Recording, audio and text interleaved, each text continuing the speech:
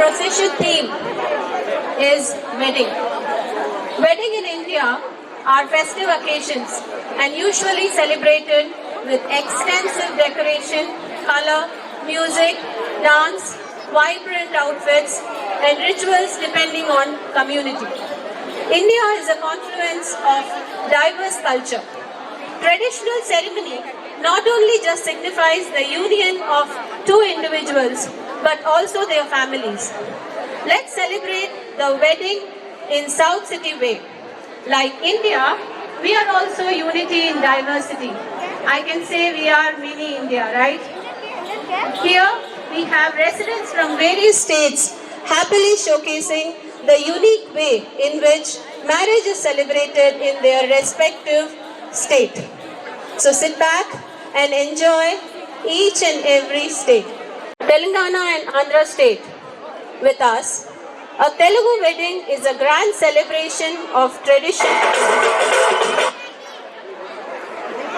A Telugu wedding is a grand celebration of tradition and family.